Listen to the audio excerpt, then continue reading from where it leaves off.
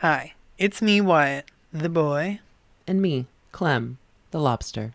and you're listening to The Lobster and His Boy, in which we are rereading the Chronicles of Narnia in publication order. In this episode, we're finishing up our first book, The Lion, the Witch, and the Wardrobe. This episode is sponsored by The Ghost of C.S. Lewis and the Foundation for Free Narnia. End Winter Eternal, long live Aslan. Long live Aslan!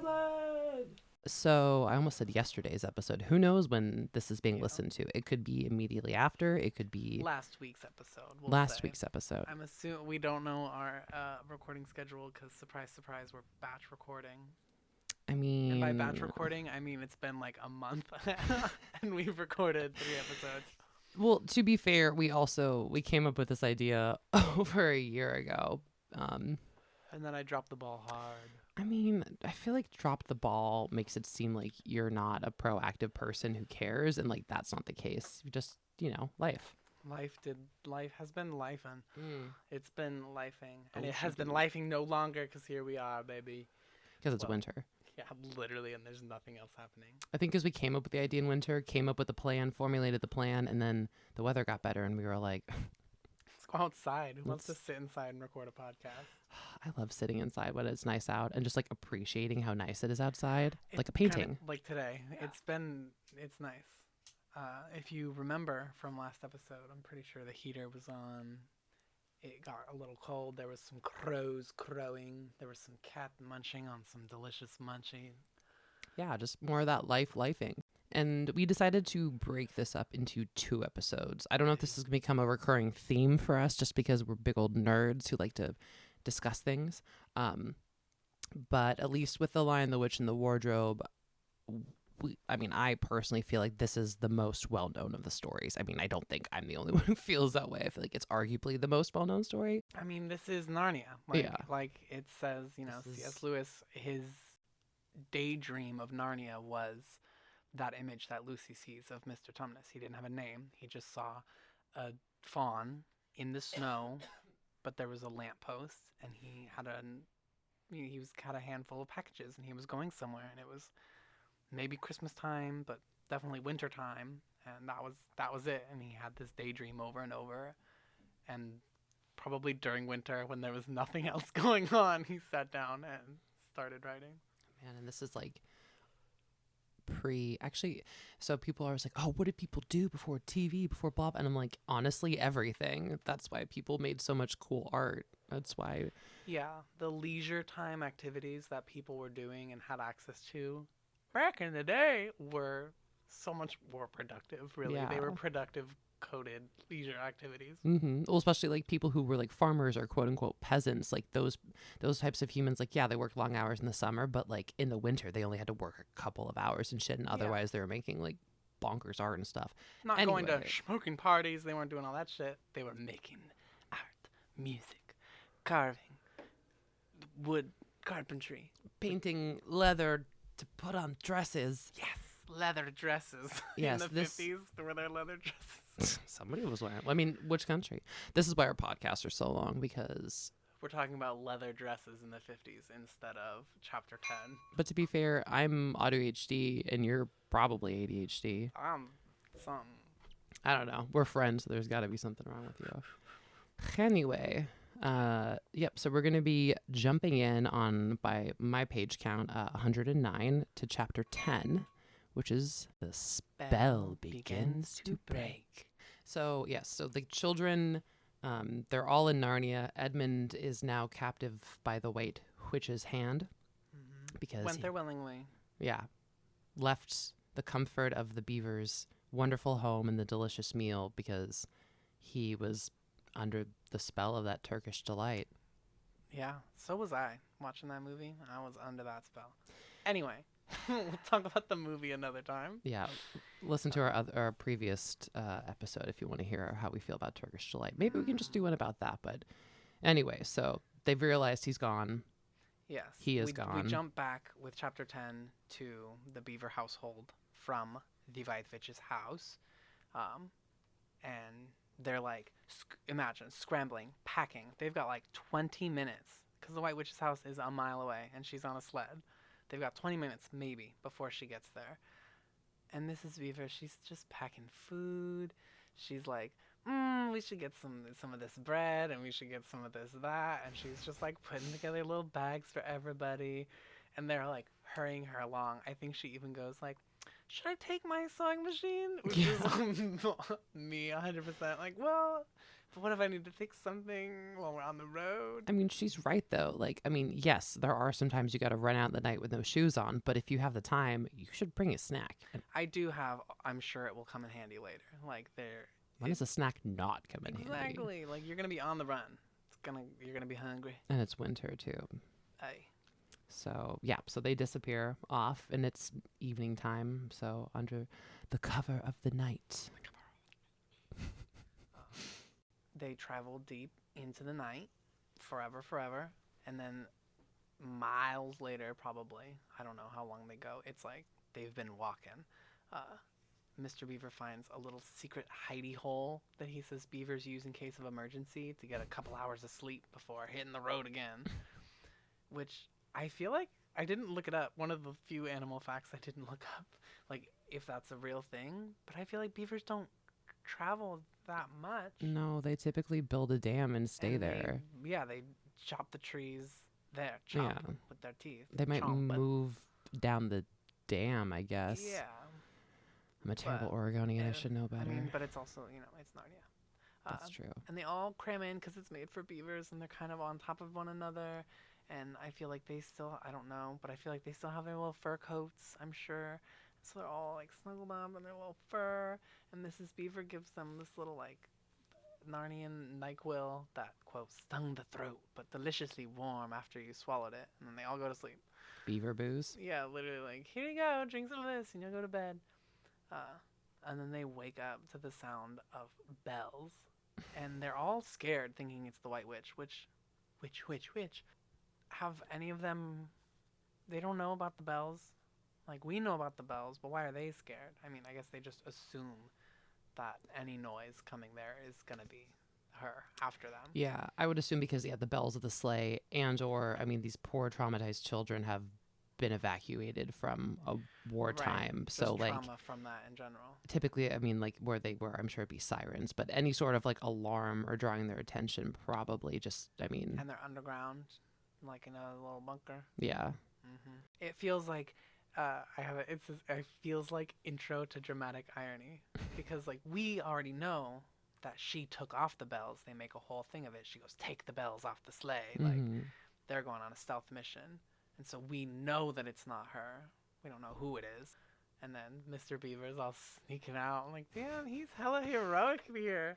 But it's Father Christmas, which is surprising because we had heard that it was always winter, but never Christmas. Santa coming to sort them. Yeah, coming to sort them yet again into their Hogwarts houses. But it says he's solemn, he's not happy. Ho ho ho! He's just kind of serious.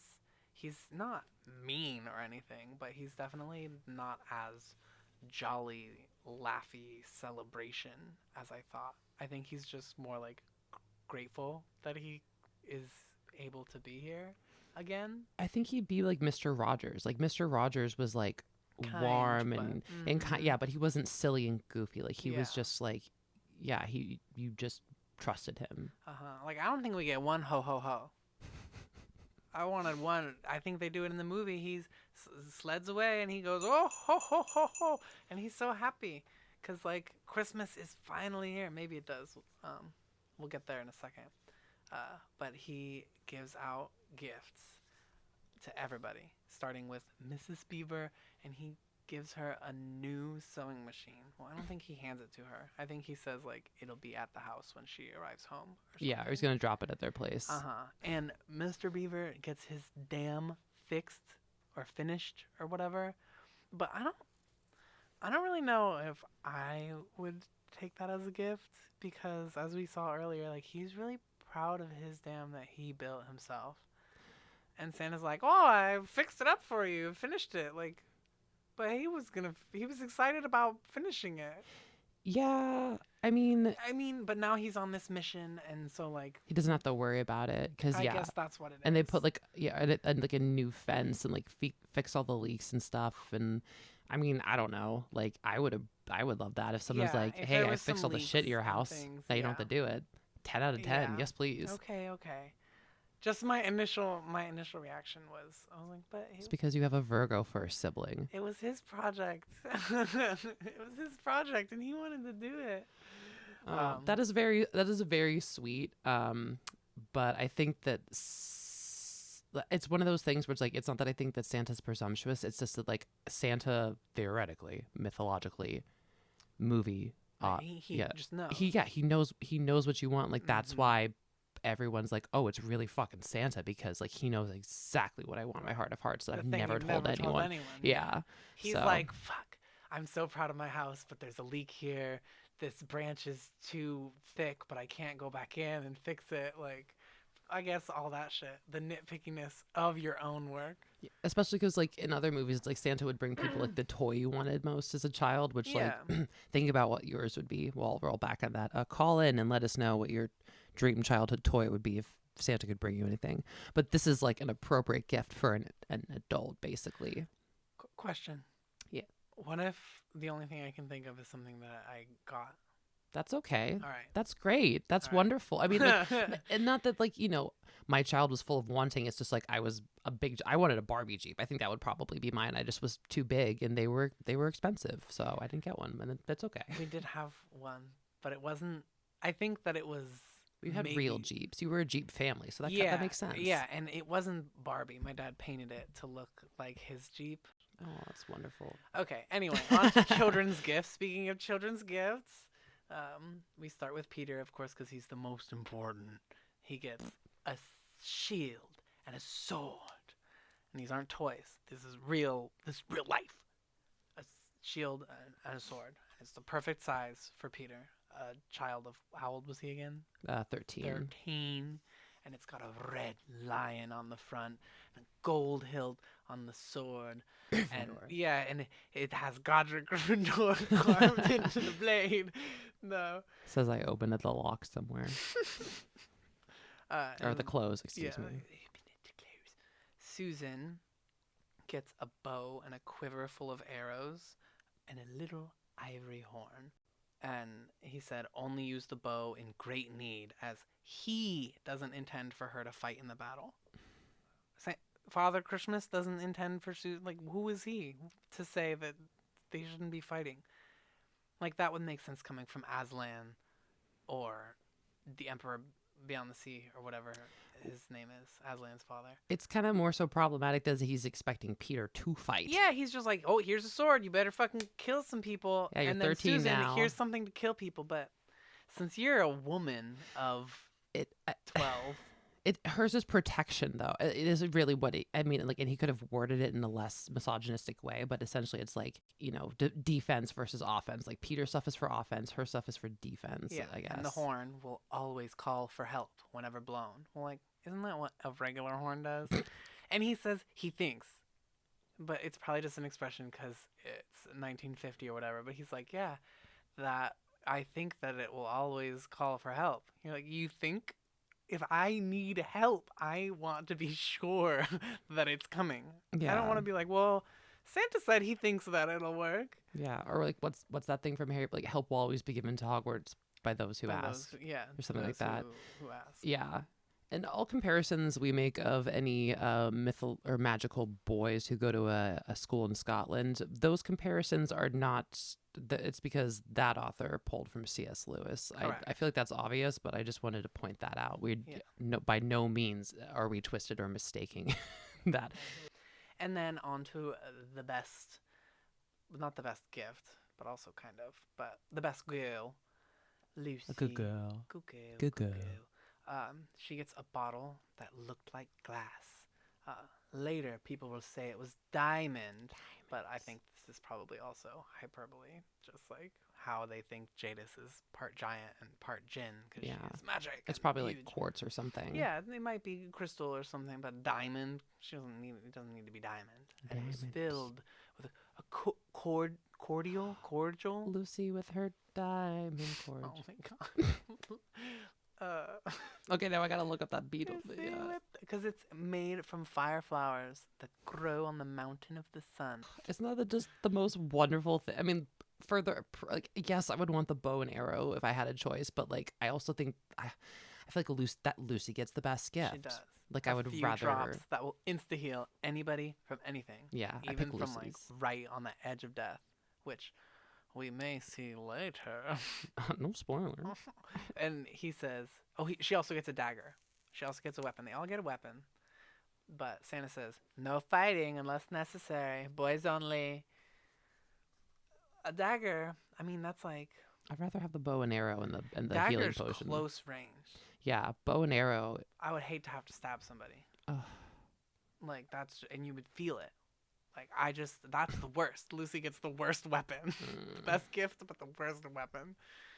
And Santa says, battles are ugly when women fight. What the fuck is that supposed to mean? Excuse me? I mean, there's a reason Mrs. Claus stays at home. Should we fucking shut up? Anyway, then they have ham and bread sandwiches, which, like, simple as they may sound, honestly, in this context, I'm like, you know what? They're in the snow, they're cold, and then they give you bread and ham and a hot cup of tea. Yeah, he pulls hot tea. Then the magical Christmas, baby. Yeah, and magical I'm sure Christmas Mrs. Dagger tea. pulls out some butter or bread or some other crap from her little bag. Mrs. Beaver is like, yeah, she is 100% invited to my travel party because anyone that rolls with that many like snacks and condiments can kick it with me. But yeah, and then they have a little breakfast, and then Mr. Beaver says, "Time to be moving on now." Yeah, and Santa leaves, and they leave. Bye-bye, Santa.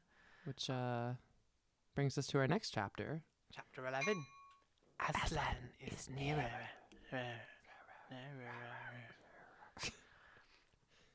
Oh yeah, back to Edmund. Oh yeah, flashback to Edmund. We're going back and forth, and he's having the most shitty time. I mean, yeah, and he's just like begging for Turkish delight, and they're like, "Oh my god, I can't believe he asks for more." Yeah, no, he is. It's the bewitchment. It has to be. It has to be because he like is not having a good time. She's already being mean to him, and then he asks for more Turkish delight. Like, yeah, you know that you're not in her good graces anymore, but he gets a bowl of water and some dry bread.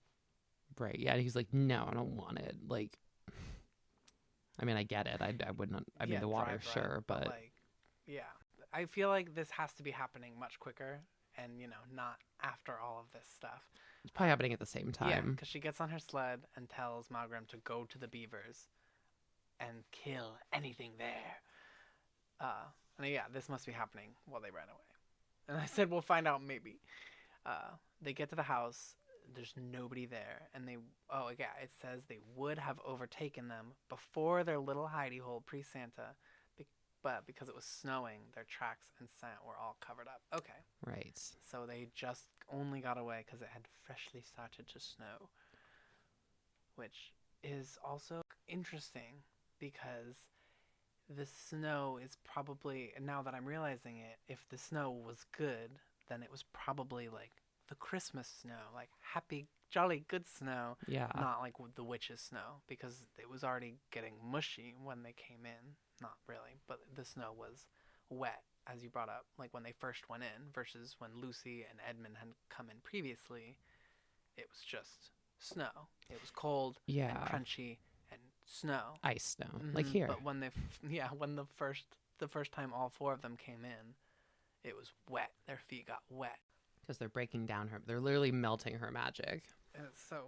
But then it snows, so that's kind of interesting. I think that might have been like Santa. Yeah, like might have been Christmas snow. And protect, and also Narnia is inclined. Narnia will protect them. Yeah. Like, and even though it's the witch's magic that's making winter happen, like Narnia has their back. Like and Aslan has their back too. Like, there's no. I mean, like if that wouldn't have happened, it's like then birds and creatures would have come by and disrupted it or something, or whatever, or like at least enough to like where they couldn't see where they scampered off. Yeah.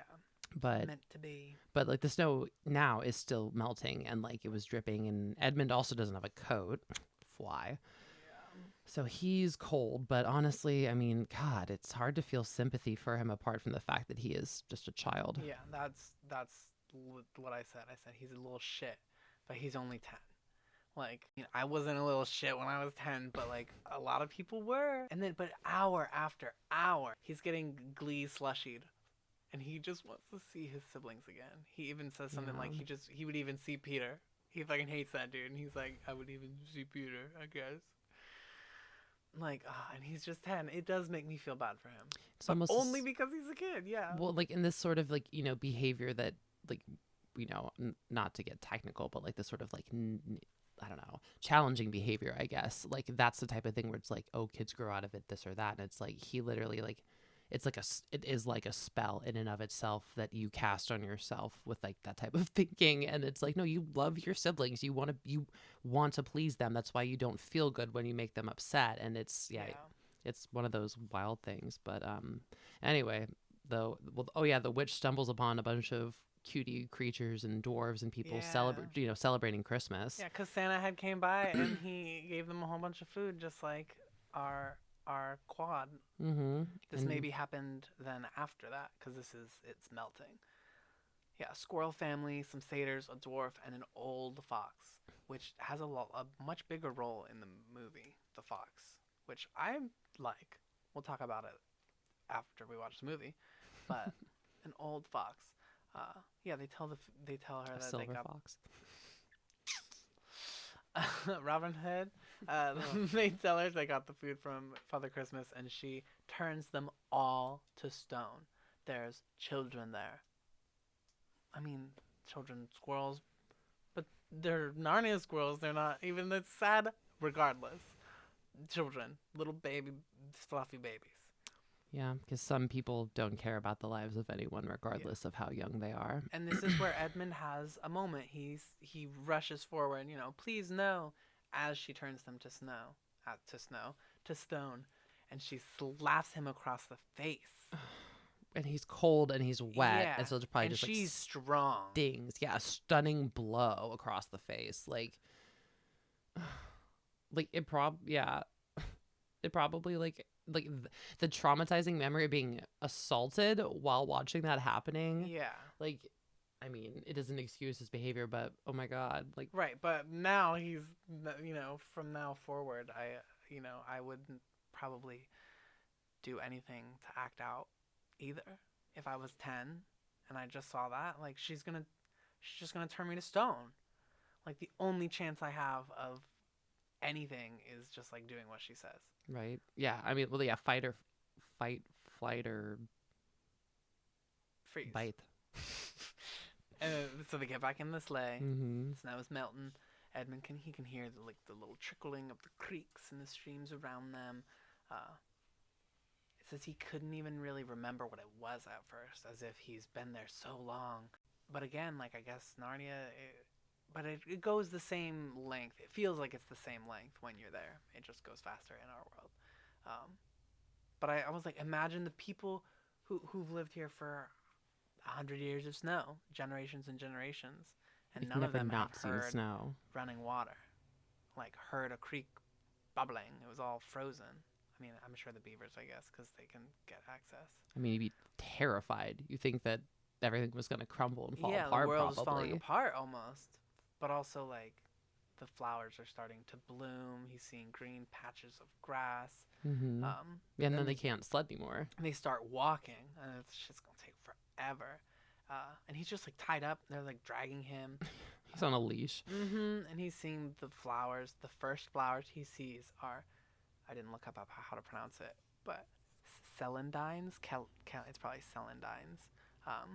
Ficaria verna, formerly Ranunculus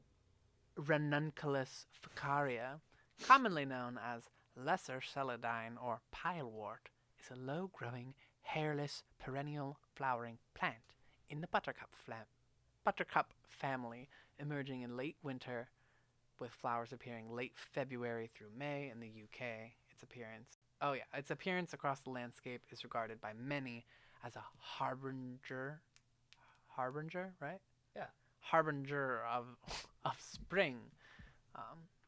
In the language of flowers, it means joys to come. So it's a good omen. Yeah. I feel like these little placements he does are definitely important. The red robin, it's the first flower of early spring. Oh yeah, and the primrose, and then he mentions a little bee, a buzzing, bumbly bee going by. A lot of the flowers that are listed are just, early spring. They mean, of course, rebirth, regrowth, all the regular things. And she's just getting more and more mad as she's seeing spring appear. I'd be so scared. Like, her getting mad, it's like she's just gonna be unhinged. It's like me at the end of autumn when it's becoming winter, basically. It's like how I imagine she's reacting, just ugh. Well, I guess she has more fury, but well, yeah. So then that brings us to chapter 12. Peeta's first battle.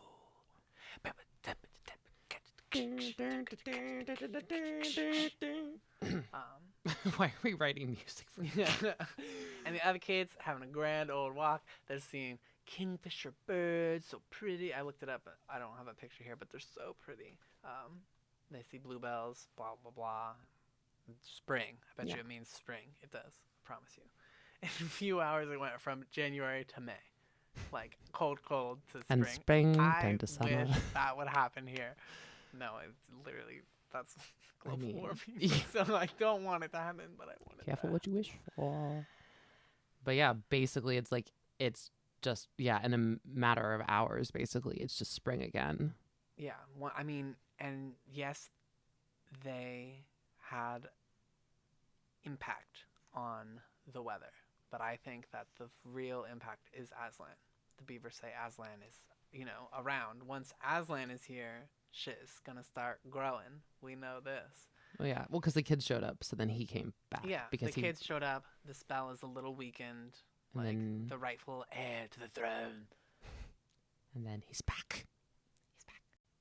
Which is great, and like I think it's just like because it brings up the whole conversation again of like good not being able to exist without evil. Not to loosely paraphrase Mother Gaga, but like you need that duality. But eventually, like Aslan's magic, the magic of good, overtakes the winter. It is interesting with that being brought up. The trade-off: 900 years of peace for 100 years of her winter. 900 years of peace. I think that's what it says.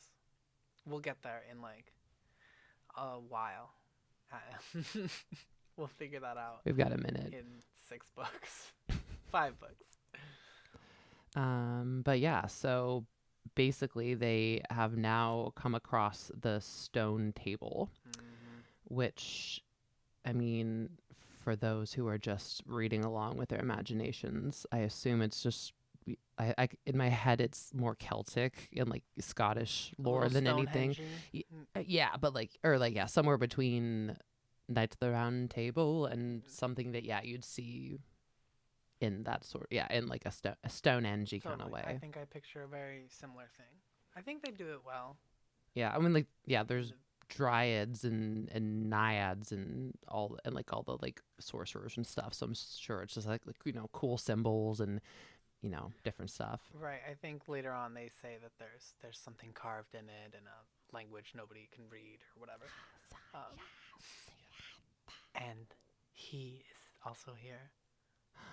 Aslan himself, surrounded by a half circle of these said creatures. And they are the East Sea. Which is interesting. East Sea, I feel like it would be in the west, but maybe not. It's an East Coast story. Right. Did you want to list everybody who was there?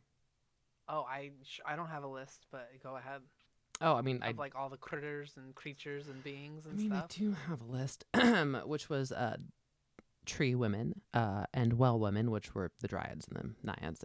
And they had stringed instruments, and they were playing music. There were 4 centaurs, and I guess like the horse part kind of looked like English farm horses, which I'm gonna make a note about that. We can get back to that subject after. But there's a unicorn, a bull with the head of a man. Is that like the opposite of a minotaur? Bull with the head of a man? I guess so. It's a Tara man. The bull with the head of a man, a pelican, an eagle, and a great dog. And then 2 leopards who carry the crown and the they call it his standard, which I assume is like maybe like a scepter or Yeah. something. I could look it up real quick. banners or like a banner or something, but yeah, standard.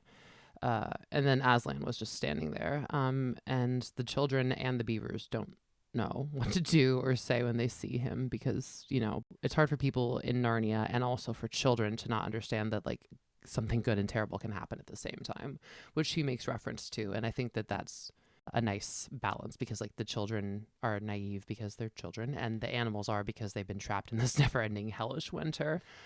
So they're scared of Aslan, but they're also really excited. And did you find out what it means? No, the only thing I could find looking it up, they're talking about chickens. Wheaton Standard. I'm like, that's not. Yeah, that's fine. Yeah. But so Mr. Beaver gently, you know, coerces Peter to go talk, and Peter's like, no, Peter. Peter says no, and then, you know, humans before animals. Ladies first to Susan, and she's ladies like, first. You're the eldest. Yeah. Hi, King Peter's afraid. Aslan calls them he beaver and she beaver. I said honestly, sick Instagram handle, she beaver. Non-binary beaver. Yeah, they beaver. Gender neutral beaver. Someone's got to have that. Gender neutral beaver. That's quite good. Yeah, and they walk up to Aslan. Chill as a cuke. Cool as a cuke. Peter tries to take part of the blame. He's like, oh, it was my fault for Edmund betraying me. I was angry with him. What? No. That's not how that works. Like, he made his own choice. You were in a safe space, and he left. Like, it feels like Peter takes on a lot of the responsibility for people leaving. Oh, Peter. It's not your fault that people leave. Anyway, once he speaks, they do feel better. But, you know, Lucy advocates to save her brother. Yeah. Because even though she should be the most happy that he's gone, but of course she doesn't feel happy he's gone. She just loves him. So because she is the most emotionally mature 8-year-old you will ever be. Peter goes on the hill for a little heart-to-heart with Azzy Boy, so he can flex the castle they're gonna live in. Look at Care Paravar over there. This is gonna be your castle, Peter. He's low-key giving the White Witch speech. I mean, but yeah, with like it's you know, it's but the Mufasa version. Yeah. Everything the light touches. But also, yeah, Aslan's like, oh no, well he'll be let's eat a big meal and I'm gonna show you all these things that you're gonna get. But like, it's the difference between like, if you do this, you'll get it, instead of like, this belongs to you. Yeah. I guess is the big difference. But like, we don't really get to find out much more because Susan blows her horn. They hear it and run to save her because she probably doesn't have a weapon. Well, she has a bow and arrow, but she was told not to use it, except unless she really has to. But also, she doesn't probably know how to use it. Yeah. They probably haven't gotten any training yet. Because you can't just shoot. You could try to just shoot a bow and arrow, but I don't think it would go very well. It would be fun to watch someone try, but I'm an excellent archer.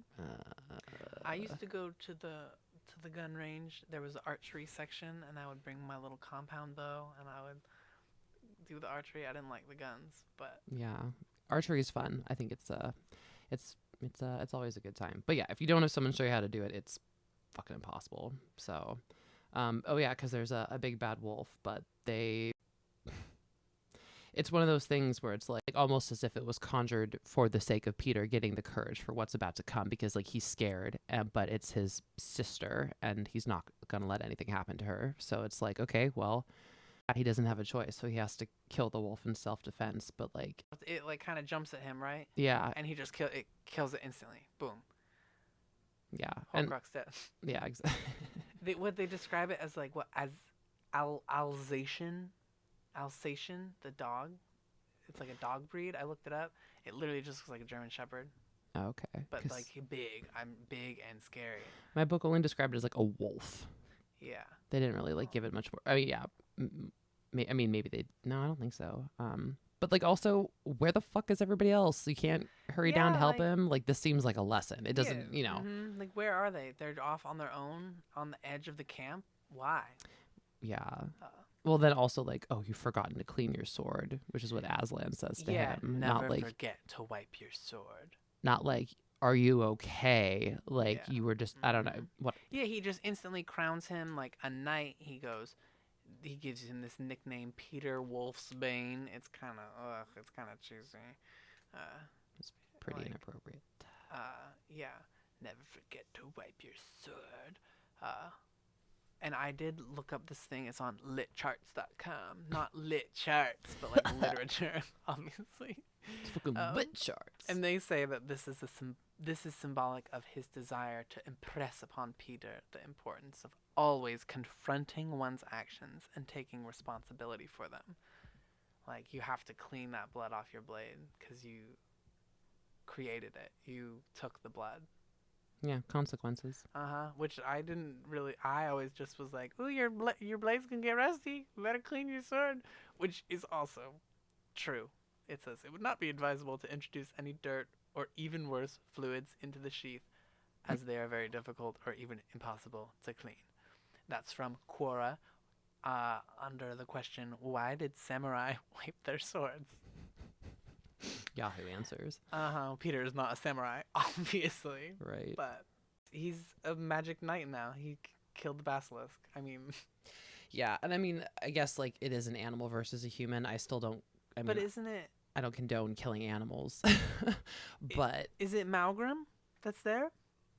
That he kills, or is it just like? I don't think they say. Because I'm looking in my notes and I don't have who. It might just be a wolf. It's just the only wolf we have met was Malgrim.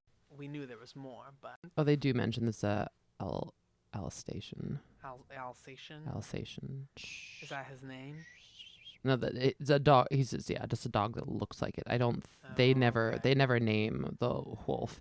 And given the fact that, like, there were all those stoned wolves that had been turned into stone, like, I mean, maybe she just woke one up and, like, gave them I mean, who knows? Yeah. Like, obviously they were sent to die. I also feel like it could have been easily, because, like, where it came, like, you know, all the people are scattering and running away from it. It just seems like a thing that Aslan created for this educational purpose.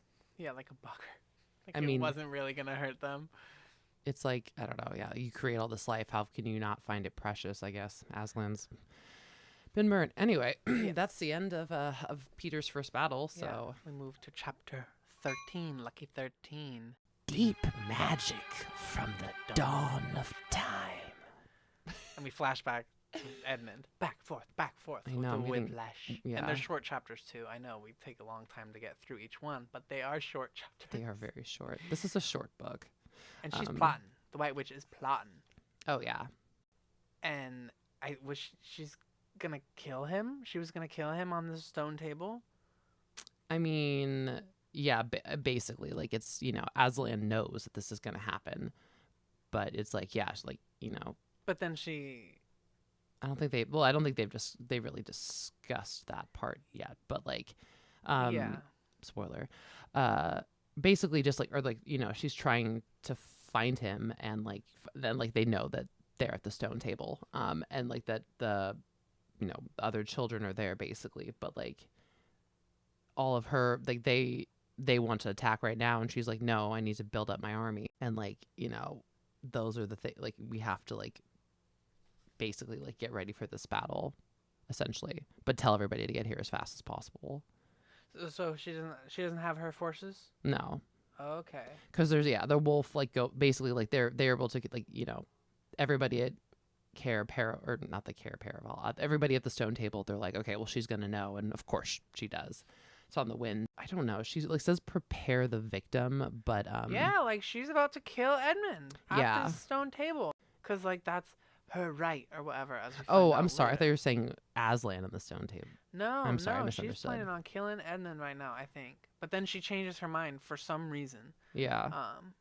And then like they tie him up, and all of a sudden, like someone comes to rescue Edmund. Yeah. Like, it just like she is about to kill him, And she's like, no, never mind. Like, ooh, maybe I can use him. And then he just gets taken. It's really strange. By strong arms. Yeah. And the witch is able to somehow like turn herself and the dwarf to look like a stump and a boulder, which is really like, girl, you were scared of whatever this was. She's a weenie white witch. Mm-hmm. And I said, why did they not also just disguise Edmund when they would just be able to disguise him as another rock? Fair enough. Yeah, but I don't know. They did, yeah. Maybe there wasn't time in the scuffle, in the battle. Her knife was knocked out of her hand, and then she was like, oh shit, like, I gotta disappear. I don't have a weapon anymore. Yeah, they just take him back to Aslan. It's like, boop, bop. You were right here by the stone table, and now we got you. Yeah, I think because she knows she needs to talk to him, and she can talk to Aslan, but it's like, yeah, like I feel like she knew that they were gonna take him back. Yeah, and then she'd be able to go talk to Aslan, which she does. But Aslan first has little one-on-one with Edmund. Like they go to sleep, wake up, eat breakfast, and then they deal with it. Yeah, I love the logic. They're like, you know what? This is important, but it's late. Let's sleep on it and deal with it in the morning. Nice. Yeah, we'll chat about it with the sunrise after we've breakfasted. Aslan talks to him. They go back to the Pevensies. I feel like we never say their last name. I legitimately forgot because they don't mention it. No, they I never don't actually even think They mention it right at the beginning, I think, and that's it. Yeah. And Aslan goes, don't bring up the past. It's all settled. Excuse me? Did he betray you, Aslan? He turned his back on his own siblings, and they're not allowed to have any feelings about it or have a conversation even about it. They don't really care anymore. They're just glad to have him back, but they're just not allowed to talk about it, and they just don't. I guess I love this image. Yeah, I have a note about that image as well. For those of you that don't have the book in their hands, there's an image of the White Witch and Aslan walking together. And he's designed a la the Lion King from Robin Hood. But he's walking upright with his hands folded behind his back with his head turned to her listening.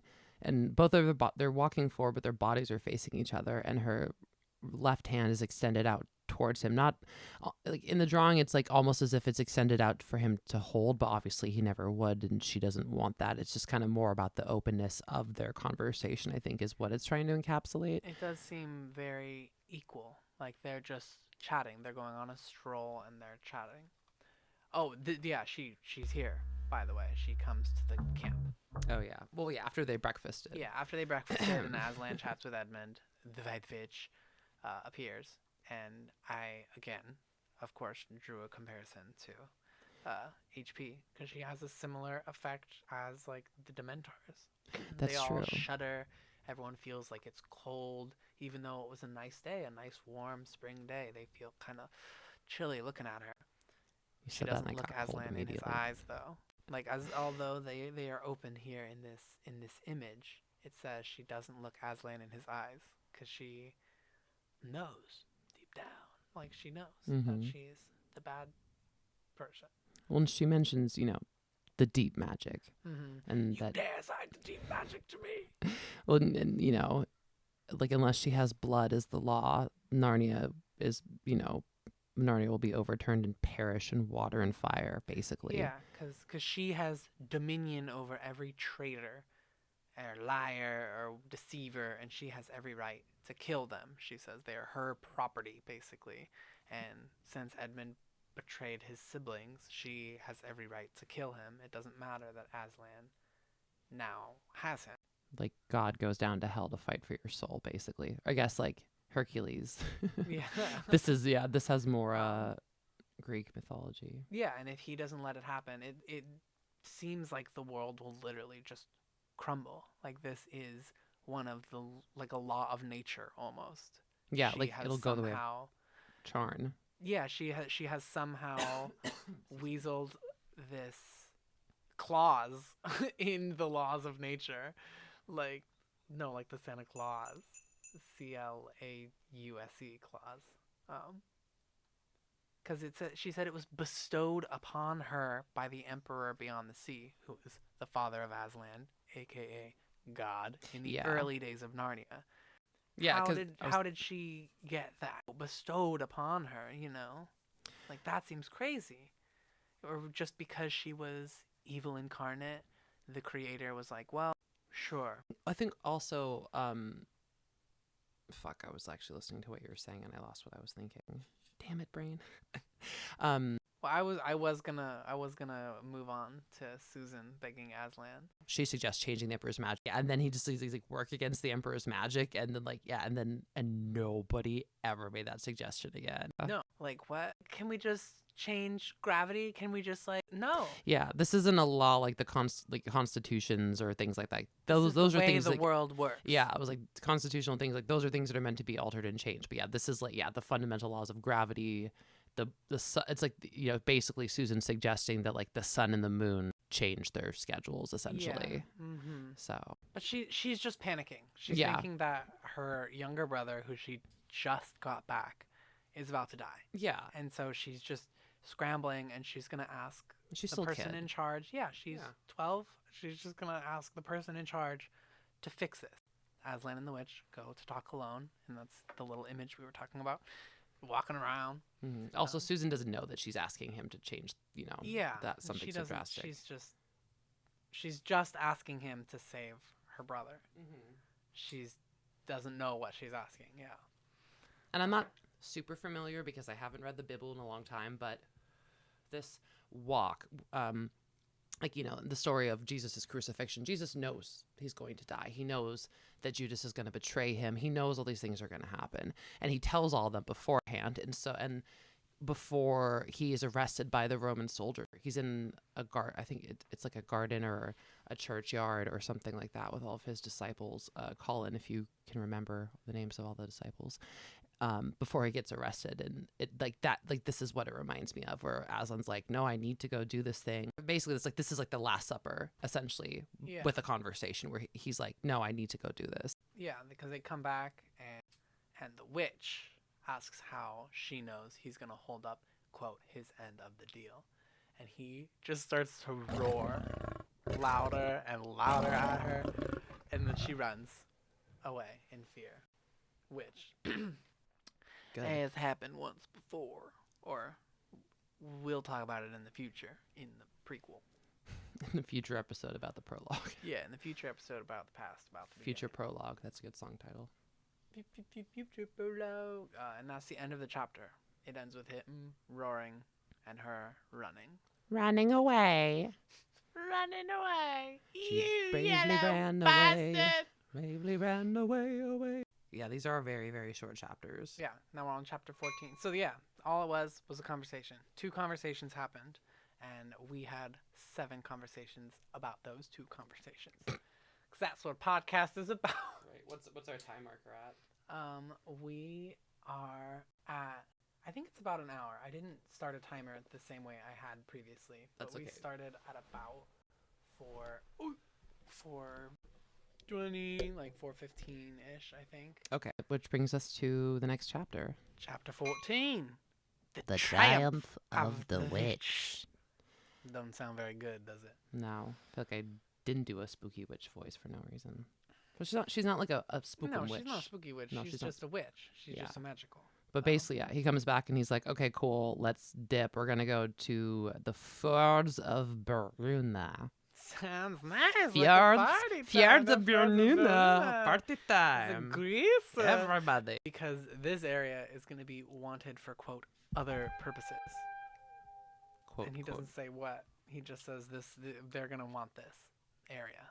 Because they're just right in the forest or whatever, on the outskirts of the plain of the tomb table. Also, like, yeah, don't stay in the exact place where you just had your conversation. Like, yeah. And so I think they just kind of like go through the forest to the fjords. Fjords? Is that what it is? I think it's like it's like a river, probably, is what I'm imagining. Yeah, I don't through the forest to the river edge. We'll have to look up when a ford becomes a fjord. When a ford becomes a fjord. I have Aslasin, because there was a typo. Aslan. Amazing. Aslasin starts preparing everybody. He's got What is this? Pepper. Who's Pepper? Peppa. I said he's got 2 plans prepared, probably. He's got 2 Pepper plans. Mine will also have like words that aren't all the way printed or like words that are just missing. And I'm like, maybe I should be better about the bulk prints. Yeah. Here we go. He's got 2 prepared plans. One, hoping to cut her off. This is tomorrow when the battle starts, because the battle's starting tomorrow. He's planning on cutting her off before she gets back to the castle. But the other plan is a castle siege, which I feel like has little to no hope of success. I mean, this is a child with no real war experience. He doesn't know how to siege a castle. I don't know how to siege a castle, and I'm older than 13. I mean, I played a lot of Stratego as a child. 17. I have been 17. Once. Twice. How long have you been 17? Call us in and let us know how long you've been 17. Aslan says he can't promise that he'll even be at the battle. So I'm sure Peter's like, wait, what the fuck? What do you mean? Like, and now he's probably listening a lot more and paying attention to everything Aslan is saying, preparing him for this battle. Because, like we just said, he doesn't know shit. So he's like, wait, fuck, you're not going to be here? The teacher's not going to be here? Right. Well, and like, Peter actually makes a pretty... I mean, it's like, what if she attacks at night? And Aslan's like, oh no, she wouldn't do that. And I'm like, why? I mean, yes, okay, Aslan does know what's going to happen theoretically, but also like, how do you know she's going to have this code of ethics for this war other than like... She could. After what happens, she could immediately go to camp and massacre, and it just would have taken over. He would know that though. I mean, it drives the plot. Yeah, it drives the plot is really it. But Susan and Lucy, they pick up on his sad vibes. Aslan's got some, what's the word I want? Melancholy vibes. It's such a good word. Yeah. And dinner's like a quiet affair. Yeah, it's kind of awkward. And everybody goes to bed. I mean, like, yeah, they're, preparing for a battle, but like... But it's even awkward beyond that. Because I feel like it doesn't mention Aslan, like, giving a speech or saying anything. Like, he is just kind of sad and quiet. And I'm sure he's been jovial previously, even though he knew it was going to happen. But once the kids arrived, it very became real. Quick, distinct mood change. Not that it fluctuates. Yeah, it's like he went from fine to Syed. Yeah, and so the 2 of them can't really fall asleep after that awkward dinner. And then they discuss what we just discussed. Yeah, basically. They're like, they're just like, let's... They have their little chit-chat. Girls talk. Yeah, I think they just decide to go for a walk. They go to look for Aslan. Yeah, they go to look for him, and they just barely see him. I imagine it just seeing the little swish of his tail going into the woods. And they're like, why would he be going into the woods? Like, where we just came from. This is so sad. Yeah, and they follow him back on the path that they just took to get to this campsite.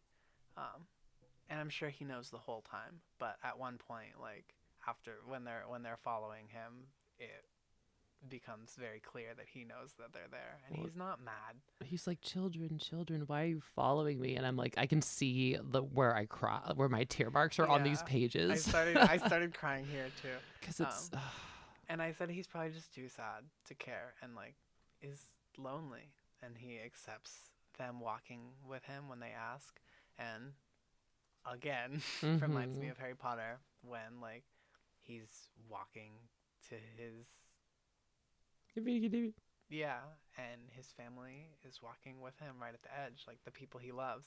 Yeah, and it's so sweet that it's Lucy and Susan, because even though he like doesn't know them, like he doesn't really have anybody else that like picked up on the vibe. Like they all kind of picked up on it, but they went and they searched him out to try and make him feel better actively. Yeah, and picking up on vibes and doing something about it are two totally different things.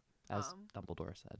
And he asks them, this is where I started crying. Yeah. He asks them to hold his mane. I'm going to start crying now. Like, he's Aslan, but he just wants some comfort right now. And that's so sad, sweet, big baby boy, kitty cat. Well, to give you a minute to collect yourself, it says that while they're walking, his nose droops and touches the grass. And it says that he stumbled and gave a low moan, and then Lucy says, Aslan, dear Aslan, like, what's wrong? Can't you tell us? And Susan's like, are you here? And Aslan's just like, no, I am sad and lonely. Lay your hands on my mane so I can feel you are there, and let us walk like that. And they did, and it says that they did what they would never dare to do without permission, but like what they wanted to do is, put their hands on the mane of a lion, and they walk up to the stone table. And this is the part to circle back to the Bible is he lets them know, just to prevent us from crying on the podcast, at least for this one. Yeah, the tears didn't fall out of my eyes, by the way, just for the record. They just welled up, but they did not fall. They were just there. I know. And me being like, don't worry, I'll distract you. Also, crying's okay. Yeah. But, I cry all the time. I just wasn't trying to cry exactly. right now. No, I just wanted to be like, it's not that I wouldn't let you cry. I would say I'm the number one friend who encourages your crying, actually. But basically, Aslan, like, when Jesus tells his disciples, like, I'm going to be arrested and killed, and like, this is basically kind of like that moment. Yeah, he doesn't say it very explicitly. No, but like they don't fully understand, but they're crying a lot. Of course, and they're giving him kisses. They're like kissing his sweet little face, his soft little paws, sweet little. Yeah, and it did remind me like washing of feet and stuff. Even though they're not like licking his paws, but they're just like giving him kisses and like like how you give a cat kisses. Yeah, and I said women's intuition because they just like they know that something is happening. I'm like, I feel like if Edmund or Peter were there, they'd be like, "What do you mean, Aslan? Like, what are you talking about? Like, what? Why? Why are you sad and lonely? We're right here." Shut. Oh yeah. So they go up to the stone table and they almost get there, and then Yeah, like the edge. I picture like edge of the forest, edge of the woods. Yeah. And there's the stone table right there. Or side where the trees came furthest up, and he's like, "Don't let yourselves be seen." And and then the crying and the kissing and this. And then, he goes up to where there's a group of people that are, evil looking. Laughing, jeering. He doesn't say, don't watch. Yeah. Don't be caught. Here you must stop, and whatever happens, do not let yourselves be seen. I appreciate that he's not telling them to, don't, like, look if you want to. And he says farewell, too. He doesn't say, like, bye. But yeah, basically, he walks up to the witch and her motley crew of creepy bad guys. Werewolf and wolf and dog and hags and hound, and they're just all dogs. Yeah, I mean, that's the thing too, where it's like, they got to go with whatever sort of like spooky kind of grim creatures they can. Yeah. But basically, she's like, bind him to the table and. Yeah, they tie him up, even though he gives himself willingly. Yeah, they like drag him to the table and tie him up, and they make fun of him and just, humiliate him. Yeah. They shave his hair, they shave his mane. They call him Pussycat, and like they muzzle him. Yeah, they muzzle him. And because they're scared. They're still scared. But they're making fun of him and stuff. And Aslan just looks brave, and like Lucy's like, they're like sobbing, of course, as we all are. And he just continues to look brave, and so she basically she's just doing whatever she can to, I mean, he's a lion, like dehumanize him, just make him into nothing because she's scared of him, and because it makes her feel big to make him feel small. Yeah. So and they bind him to the table. And she pulls out a knife. And he's like tied to the table. He's like way tighter than it would ever need to be. Yeah, not only is he tied up, then tied to the table. Yeah. And the way he talks about her face, like before she kills him, it's one of those things where it's like there's no going back. No. She knows it. Like, this is the moment. This is like, you don't know what's going to happen. Yeah. But like everything is about to change. Because she thinks, well, okay, well, it's springtime because he's here, but like he's killing himself. So so I'll continue to rule. Winter will come back, and he won't be able to come back and ever get rid of my winter. Right, because I'm killing him on the table where it's mine. Like, it's her stone table that she can kill people on. And yeah, she says, understand that you have given me Narnia forever. You have lost your own life, and you are not, and you have not saved his. In that knowledge, die or despair and die. Yeah, because she's still gonna go and kill Edmund because technically she does still have the Good day, sir. You lose. Yeah, pulls out a knife, and they're still watching. They notice that it looks like it's made out of stone, possibly a shard from the table itself, potentially. And it has a strange shape. But it did remind me of something that like would have come from Charn or something, even though there's no way that it could have come from her home dimension, planet, world. Yeah. And then the children don't actually watch the moment he dies. They turn away, but yeah, she kills him. Dead. End of chapter. Moment of silence for our lost boy. May he rest in peace for like... May he roar in peace. Roar in peace for like a little bit. Chapter 15. Deeper magic from before the dawn of time. Sorry, I just had something in my throat. Yeah, and it was deeper magic from before the dawn of time. Yeah, I was like, mine's definitely the deeper magic. I don't know what time it's from, but yeah. So the girls are still hiding. Yeah, all the monsters are like, "Woo! We just won the war. Like, well, but we're gonna still have the war, but we won the war, and then we're gonna win the battle."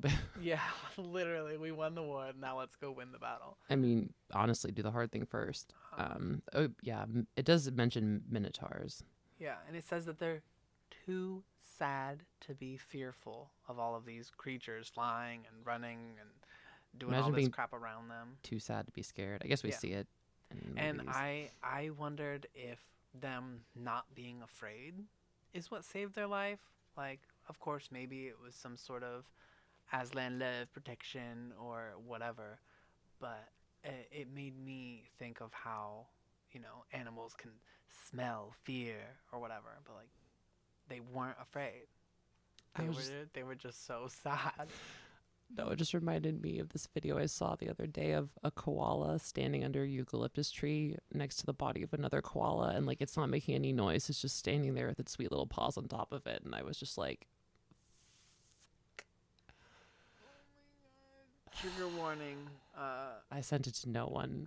Bar 267. Wyatt, editing Wyatt. Make a trigger warning of sad koala. I'm so sorry. I couldn't suffer it any longer. No, it's all yeah.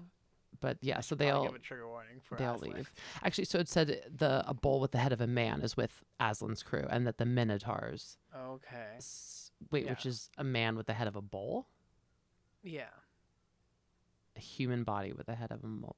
But it's like a big human body, almost like a giant. But yeah, like the one from American Spooky Story Project. Yeah. The Spooky Story American Project. There we go. Yeah, that one. But yeah, so they all leave, and so they go over to his body, and they start cutting the cords. Well, yeah, first they take just the muzzle cry. off. Yeah. They just cry until they can't cry anymore, and then they look at each other in the eyes and cry more. I was like, this is so relatable. I feel like when you make eye contact with somebody when you're crying, it's like when you're trying not to laugh, and it just makes everything so real. Yeah, and like he brings you right back to the moment. Yeah, I mean, laughing and crying is the same release, but and they're trying to untie. Yeah, I would have taken the muzzle and untied him while crying. Like I would not have been able to I wouldn't have been able to let myself go until that he was untied in this very real circumstance. Yeah. And they stay up all night. Yeah. Crying and trying to untie his bonds. But again, I mean, tight. I was gonna say not to talk about our buddy Jesus, but he was hung on a cross, and part of that is you have nails in your hand, your feet are one on top of the other with a nail through it, and then you have nails in both of your hands holding you up, and you also are kind of, I don't remember if there was other things, but I know very specifically that they also pierce both your sides, because it's obviously hanging up there with those wounds, you will die, but they want you to die faster. So after they were satisfied that he was dead, the women came and took him down and cleaned his wounds and took him to his tomb, which is exactly what Lucy and Susan do. Yeah. Their fingers are too cold to really untie all of the ropes, and the knots are too tight, but They're like cleaning his face after they get the muzzle off, and then these mice start to come from like the grass and start to chew through the ropes. But they don't realize it at first, and they go to swat them away. But Lucy goes, wait, and yeah, they start to chew through the ropes, and then more and more and more come, and it reminded me of like that old tale or whatever, Aesop, Aesop. Oh, we'll pause for the plane. I'm sorry, my nose is drippy from emotions. Drippy, sippy, crippy. Sorry, the mushkas. All right. So yes, these little mice come up and they start chewing through. They try to swat them away at first, but then Lucy, again, being very observant, notices that they're just chewing the ropes. They're not like feasting on the corpse of Aslan. Like, they're just chewing on the ropes. And it reminded me of that tale. I think it's pronounced Aesop's tale. I'm really bad at looking up how things are pronounced. I'll look up what flowers mean, but I think you're right. About the lion, and the lion spares a mouse one day. Instead of eating it. And gets the thorn out of the paw. This one, it says I read it on read.gov/Aesop/007. Then he gets caught in a trap the next day or a week later or whatever. But the mouse is able to chew through the ropes to free him. Okay. And the moral of the story, it was like written in bold print at the bottom: a kindness is never wasted. And this seems like something that Aslan is well aware of, but just as like they can't bear to see him tied up, like the mice can't, like Narnia can't. Like he, as we learn later, he created them. Like, spoiler. Yeah, like they're repaying him, not because. No, go ahead. Oh, not because like he spared their life, he wasn't gonna eat them, but like because he gave them their life. Yeah, and so and they're both cold, so they go for a little bit of a walk, and then there's the sun is like it's starting to like barely brighten. The sky turns red, and the sea goes pale.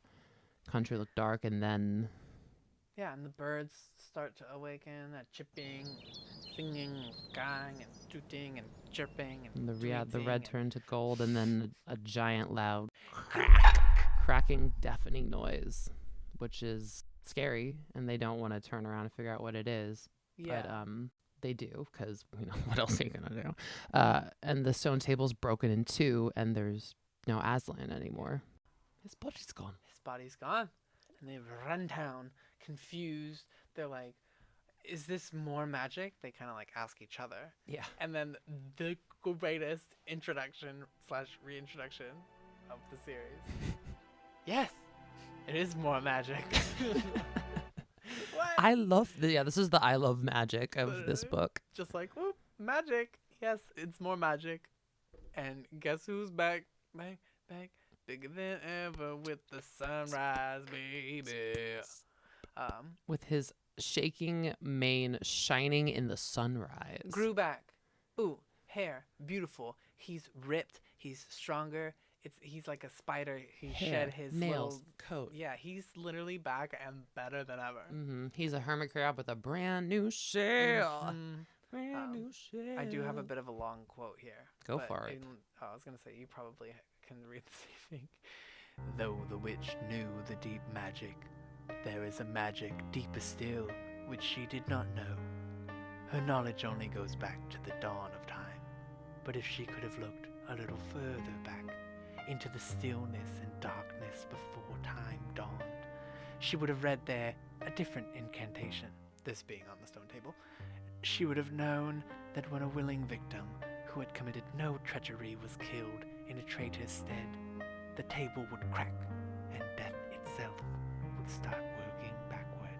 I think my accent changed like thrice. No, I was right in there with you. I was enthralled. And then they have a good old romp. They're running around playing, having a good old time. He's like, says all this crazy shit. And he's like, well, but that means I'm back. So, like, let's play now. Right. He's tossing them in the air, and this is when I was reminded of that image of him talking with the witch. Because I just have a heart. The movies have gotten me in the head. He's normally on all fours in my head when I'm seeing him. Right. But I think he is often walking around on his hind legs. Because he's throwing them in the air with his paws. He's like tossing the kids around, like, not with his mouth, like you would imagine a cat to do. But like, yeah, I guess he is more human like in that he walks upright a lot of the time. but I think he's still just a lion that just walks upright. mine. Like he's not humanish. Yeah, not like like BoJack the Horseman. lion. Yeah, he's just a lion walking around. And it's this is a common theme in his stories where like, you know, there is a rule about something, but there's always like an addendum to it, which is like if like which way you do something, and we'll get into that in other stories talking about like, you know, and it's also like things only as Aslan's the only one who knows. He's like, oh well, if you do it this way, that will happen. But if I tell you can do it, then and it's like, okay, so basically it's like I don't. To what capacity this would have worked if it had been just like anyone, we don't know. But right, if they had just killed Susan, would Susan have come back? If Susan would have willingly given her life for Edmund, yeah, right, I think but she didn't know that was an option. No, and Aslan wouldn't have let her do it. See, but Aslan, but here's the thing. He can go and do it and die even knowing that he's going to come back? Yeah, what was he so sad about? Yeah, bro. Like, you know, maybe he doesn't know how long it's going to take. Like, maybe he just wanted to put yeah, them through the maybe he emotional didn't. turmoil. Maybe he didn't know how long it was going to take because he says, I might not be there tomorrow. Like, he knows he's going to come back, but he might miss it and they might all die. Maybe that's what he's sad about. He's not sad about himself dying. Because, like, otherwise, it's sad for the plot. He's sad for the plot, maybe. But I don't know. I feel like C.S. Lewis did write enough lore about Aslan specifically that he is sad for a real reason. Yeah. Because there's no reason that, like, Lucy and Susan would have needed to be there or witness that. Because, like, even though he was tied down, the stone table would have cracked. And he would have disappeared. And then... yeah, and been, like, or I don't know. Reborn, refreshed. It's like you respawn in a video game. When you're like, blink! Yeah. And now you're back. And then your friends shoot you immediately. Yeah. Yeah, no, I mean, okay, it drives the plot, which is, I don't know if I made that up, but it's definitely something that I say constantly when I'm asking a question in a story, because these things don't necessarily need to happen, but who else? I guess, whatever. It drives the plot. So yeah, basically they're like, you know, riding on Aslan now. Yeah, he roars, and then they climb on his back, which is another thing that I'm sure nobody else has ever done, and they ride through Narnia. It says he runs 2 times the speed of a horse without any of the noise. 2 times the speed of a horse without any of the noise. Lions, all the rage. Ride them through the city, through the forest. I have some cat fun facts here. Like big cat. Yeah, I was like, how fast do lions run? House cats. Yeah, on average, well, this is the horse fun fact, because if he's running twice the speed of a horse, I wanted to look up, well, how fast does a horse run? And on average, a domestic horse will normally achieve a running speed of around 30 miles per hour. While an adult lion can reach a top speed of 50 miles per hour. And this is like a regular lion, but this is Aslan we're talking about. But even only twice as fast as a horse is 10 miles an hour faster than. So if he was a lady lion, he'd be even faster. Probably. Maybe that's all lions, but. And then also a couple other fun lion facts. They're capable of leaping up to 36 feet horizontally. Because he does jump. He jumps like over the stone table and over the whatever. He jumps like some big ass thing. Yeah. Jumps 36 feet horizontally and up to 12 feet vertically. But depending on their size, they can jump as high as 18 feet and as far as 40 feet. For reference, 12 to 18 feet is higher than a 2-story building, and 36 to 40 feet for the length is about as long as a humpback whale. Which I'm sure is a very... Yeah, they're constantly jumping over whales. What are you talking about? Yeah, that classic sitcom trope when the whale jumps the lion. Yeah, I do have... Wait, the lion jumps the whale. Okay, so yeah, they're riding on Aslan's back, and, you know, they're just kind of vibing, and then he announces that they're going to the witch's house. Yeah, around midday. So yeah. like this is from pre-battle. Sunrise. Now midday they're reaching. I don't know, maybe midday the battle might have just begun. I mean, I feel like sunrise is probably about basically it's like the witch isn't going to be there because like they're about to have the battle. So yeah, they ride there at top speed at least 50 miles per hour. Also, he's a magical lion, so let's give him an extra 20. Yeah. And it's Narnia, so let's just make it a cool 100. They get through Narnia very, very quickly. Again, I think C.S. Lewis took the note from the Tolkien fans, and there's a lot of walking where he just doesn't write about it. And it literally says that he leaps up over the castle Over the wall. That's why Yeah. I looked up how high they can jump. And then I give him another 20 feet, probably. Yeah, for magic. Yeah, for magic. And that's he ends the chapter leaping over the page. Yeah, as into the next chapter. Oh, because in mine it's like that it is that, and then it's like Sue and Lou. Oh my God, Lou and Sue tumble off of Aslan into the middle of a wide stone courtyard full of statues, which now Okay, I feel like he dumped them off. I mean, because they haven't fallen off this whole time, and he's been running and jumping and doing all I mean, this he crazy did say stuff. whole time, They tumbled into the next chapter, right? which is chapter 16. I think we've got one more after this. Mm-hmm. Yeah, we're nearing the the end. penultimate chapter, chapter 16. What happened about the statues? statues? What happened about the statues? What happened? What happened about the statues? What happened about the statues? That's such a strange sentence. What happened with the statues? What happened to the statues? What happened about how the statue situation was resolved? Yeah. What happened? It's the what happened about. The statues. What happened about that? What happened about the statues? Okay, I'm starting to feel it more. Let me say it 5 more times. No. And they're like, oh wow, look at all these stone Yeah, what animals. the fuck? It's like a museum. She knows that the witch can turn people to stone, and she's like, wow, this is so cool. In their defense, it's been a long night. So, all right, but sure, they have stayed up literally all night crying and just like they're being exhausted. And then Aslan's back. It's the emotional whiplash of that. Okay, sure. At least and she's 8. It's a good way now. And then he literally just breathes on the statues. Fishy cat breath.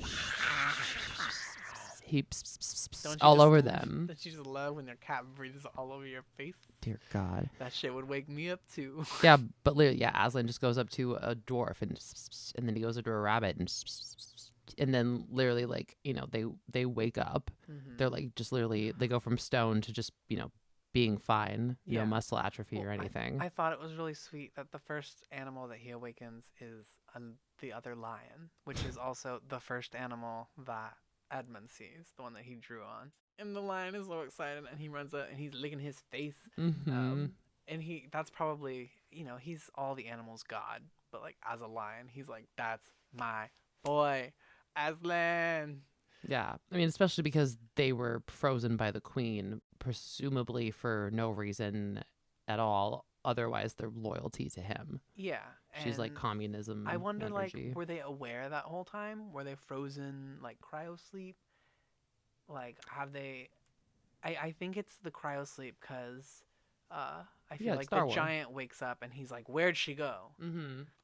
Like that is also crazy. Like 1 second ago, the witch was like, "You fucking bitch," and she turns you to stone, and then the next second, Aslan is right there, and he just saved you. Like the cocoons in The Good Place, how like you come out of it and then you're still mid sentence. Yeah, literally. That disorienting as fuck.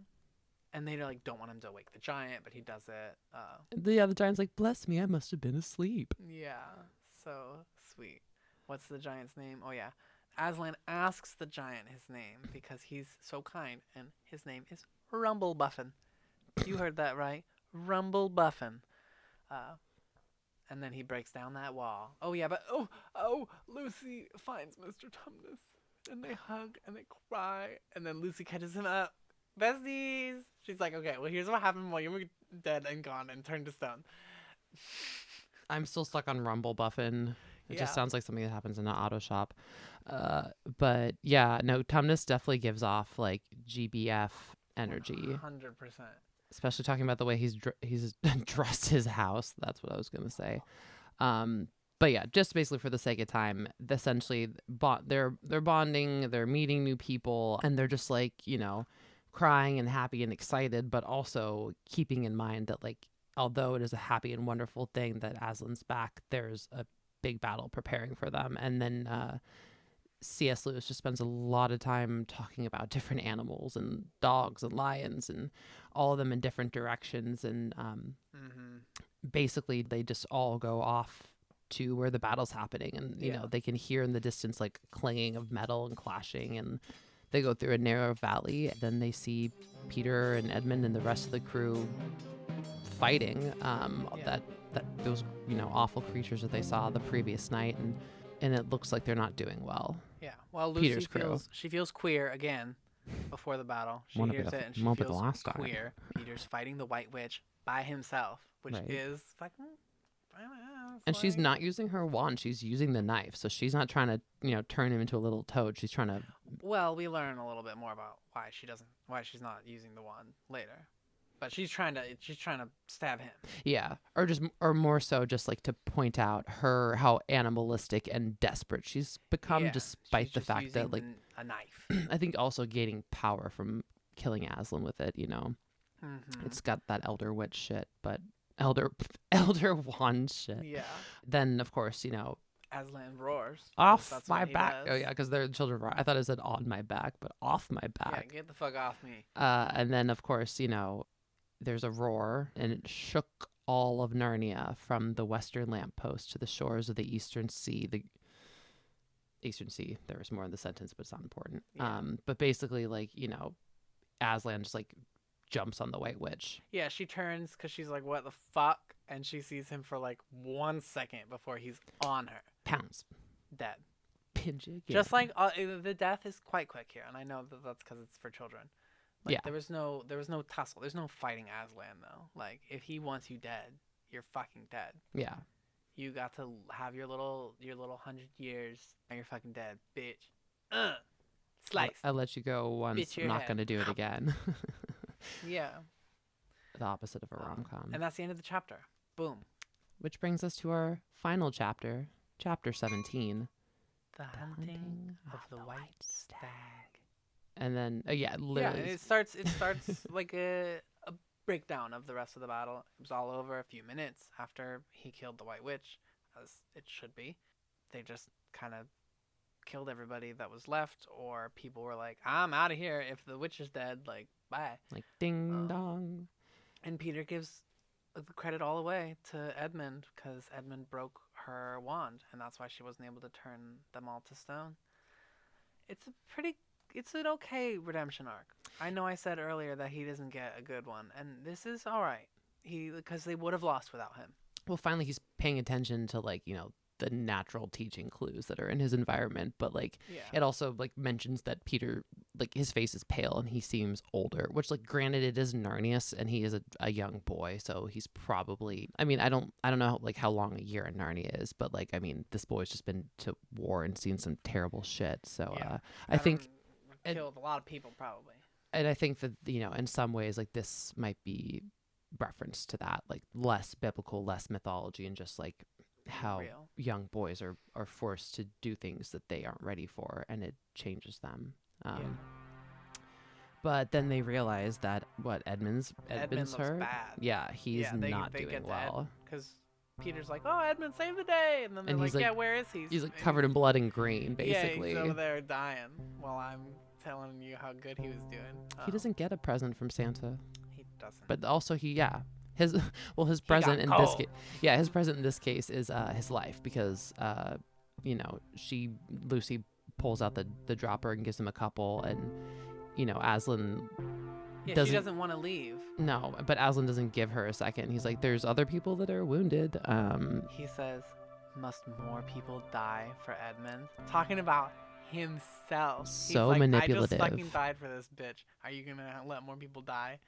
And she's on nurse duty as a woman, going around healing everybody, attending to the wounded while Aslan restores who had been turned to stone. I mean, like, it's just like, and nobody died and everybody was okay. Like, if you can turn people from stone back to life with your breath, can't you just like give them a little lion speech, Yeah, like, what about the people that were dead? Can you bring them back too? Yeah, what if you farted with that, like, I'm sorry, that was blasphemous. Yeah, so, she goes around, she helps everybody, and Aslan helps everybody that's stoned, and then she does come back to him and sees that he's better. Much better than he's been even better before. Yeah, like before he had gone to his first term at school where he had begun to go wrong. So finally we're apart from all the obvious notions. It's like Edmund probably went to a school where he was being belittled by other students or a teacher or made to feel small, and probably used to be a lot like Peter and Susan and Lucy, but something happened to him to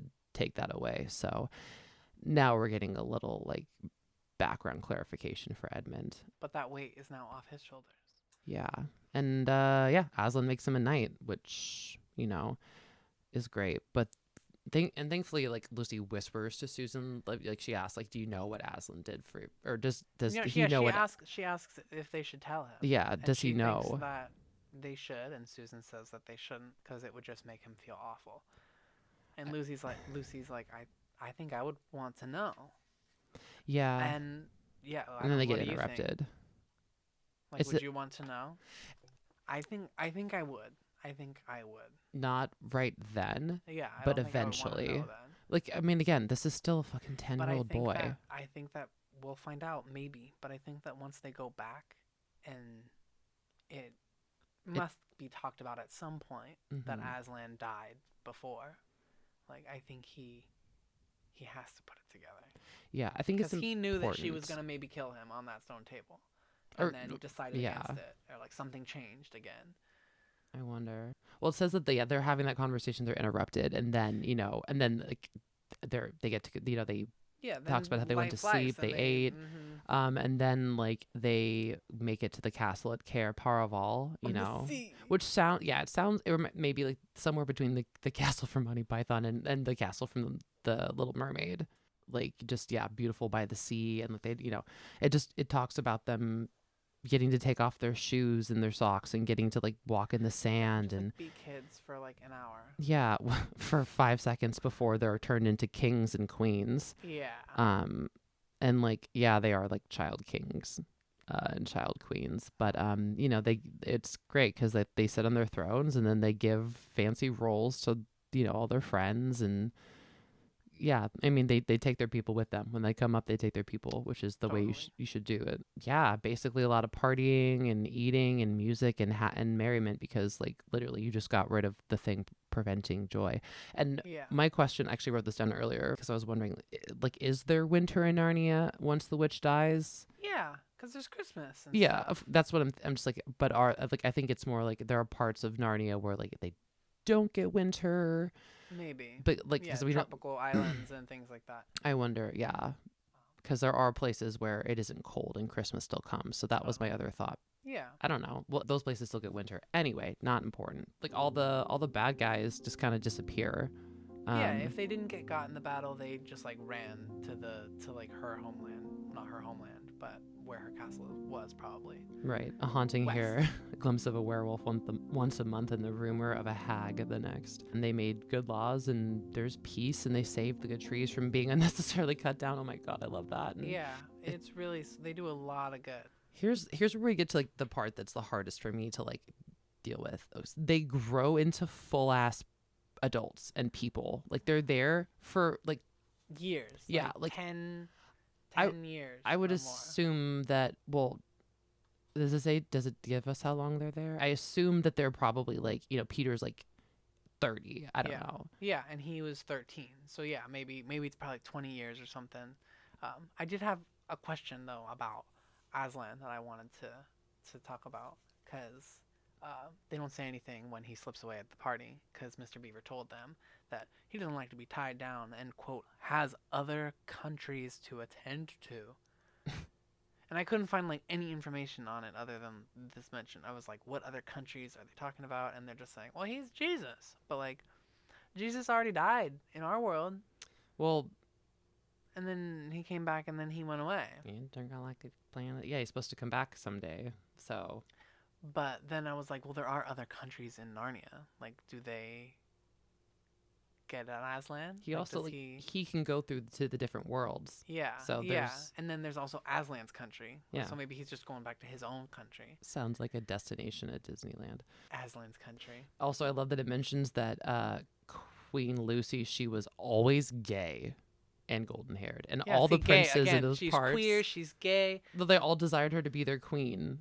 But she didn't want it. And it said in her own people called her Queen Lucy the Valiant. But I'm just like, it doesn't mention her ever taking a That's the thing. Like, none of them do. Like, they're going through puberty. They're growing taller. They're completely changing and having relationships and everything. Like, these are full ass lives. They learn how to hunt. They learn how to do everything. The way of speaking completely changes. Peter goes, "Fair consort, let us now alight from our horses and follow this beast into the thicket."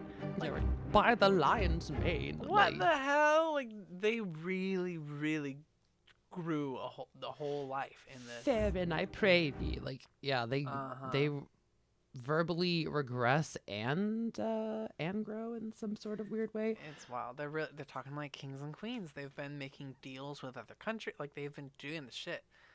But yes, they heard tell. Mr. Tumnus tells them that this white stag has been seen in the woods, and it's a stag that once you catch it, it will grant you one wish, any wish. They utilize this in that book series and show, The Magicians, which is very heavily inspired by Narnia, and they have their own creature. But nice. He gets to make the wish in the show, I'm pretty sure. They don't get to make their wish. I wonder what they would wish for. To go back? I wonder. Yeah. Well, and then while they're chasing the stag, they come across the lamppost. And which they probably haven't seen since they saw it the first time. And they don't know what it is at first. They're like vaguely familiar with it.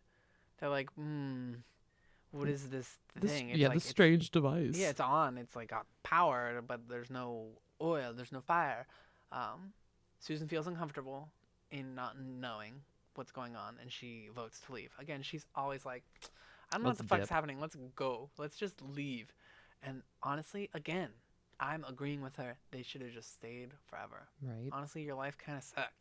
Like you have a whole life now. Just stay here in the wonderful, glorious land of Narnia where you're kings and queens. I would have stayed, 100%. Well, they don't really get a choice. No, but they didn't get a choice to really go either. I mean, Lucy did, but it's like the what does it say? Like, I know not how it is, but this lamp on the post worketh upon me strangely. Shit, bitch, that lamp worketh upon me. It runs in my mind that I have seen the like before, as if it were in a dream or in the dream of a dream. So Narnia is really banking on people's deja vu. And basically, they're just like, okay, cool. Well, let's go figure out what happens. And they do a lot more prithee and I pray thee, and basically, like, they end up. Quick question again about this. Them not remembering. Mm-hmm. How do they not remember? Is it because they're in a different world? Does it do your memories of the other world just fade away? Like, then wouldn't they forget that they're siblings, but they're also siblings? I don't it just feels so weird. How do you not remember how you got here? They might be banking on the whole children forgetting details and things, right? Because okay, Lucy maybe, but Peter would have remembered, but also they don't really tell us how much time has passed. There is a timeline out there, and it tells you how long this period is. We'll probably talk about that in the last episode. I'll go through a little timeline of everything that we've had before the last battle. I think it's in this circumstance, it might just be a Narnia magic sort of situation, and they go after the stag, but they're not they don't think they're going back through the wardrobe. They just think they're going after the stag. They're just walking, and then all of a sudden the trees turn into coats. Very similar to exactly the same how it went before. But it's interesting because Susan, the one who's been scared the whole time, she's the one who actually gets the last phrase in Narnia, which is then in the name of Aslan, if ye will all have it so, let us go on and take the advantage that shall fall to us. Yeah, because they all decide to go further. Yeah, and they go into the thicket in 20 paces or so, and then all of a sudden they're not in branches anymore, but in coats, and then They all come tumbling out of the wardrobe, and they're no longer grown-ass people. They're the children they once were in their old clothes, and it was the exact same time that they had left. No time had passed. None. Which is wild. Like, it makes sense, sure, that Lucy and Edmund, when they're gone for an hour or whatever, a couple hours, like, no time has passed. Yeah. But they've been gone 50 years or something. Yeah, like, upwards of 15, 20. And no time has passed. So this does lead me back to what I was talking about when the professor's talking about different universes, time just runs separately, completely separately from our own time. It doesn't run quicker necessarily, but it's just not interacting with our time. You age differently. Yeah, like they're hundreds of years old, but they look like they're in their early 20s. Maybe, but yeah, like you don't exist there. So when you exist there, sure, you'll age and you'll do all the things. But when you're in this dimension, like nothing, those timelines don't intersect ever. That makes sense. And then for those who remember, the whole reason they went into the wardrobe in the first place is because they were trying to escape from Mrs. McCready, because she was giving a random ass tour to people of this house that wasn't even hers. Yeah. But thankfully they didn't. And they didn't even go in the room. No. So if they had never gone in the wardrobe, if they had just gone into the room, maybe they did. Maybe that was the amount of time, and we just don't know. Like they went in, and she was like, "Oh, there's nothing in here but an old wardrobe," and then like shut the door, and then they were having their conversation. That's more believable for me. You know, like in my brain. But like, yeah, and basically, like, you know, the kids have to tell the professor because he was the one who. He didn't encourage them by any means to go in there or find it, but he encouraged them to have open minds about it, and so they wanted to tell him. Well, doesn't Susan say my note is like they feel bad because they stole 4 of his coats. Susan says something about like, well, we should tell him like that his coats, like why his coats are missing, and he's like, oh, it wouldn't make sense to try and go back when they tell him. He knew that they wouldn't be lying, I think is what it, or like being silly. And he's like, yeah, don't go back. He's like, I don't think you can get to Narnia again by that route, which is basically like, how do you know that the magic has all been used up? How do you know that they can't go back through there? Yeah, that's what I was confused about. Like, he hasn't gone. Yeah, and how are these routes? Yeah, what do you, like, I don't... What do you know about routes to Narnia? You've only been through the rings. Yeah, and then also just, like, you know, he's like, oh, what are they teaching you in schools? And you're like, what are you fucking talking about? What did you get taught in schools? You were taught magic? Where did you go? Hogwarts? Traveling through wardrobes. Pig spots. On Mars. Rumble roar. That makes actually a lot of sense for this. Rumble muffin. Rumble muffin. And that is the end of The Lion, the Witch, and the Wardrobe. We finished it. Two episodes, but we finished it.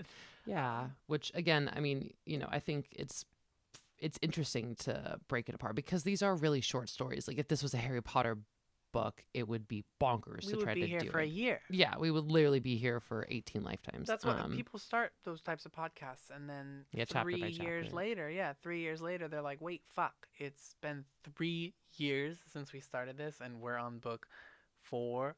Which like I mean I love a rewatch podcast. I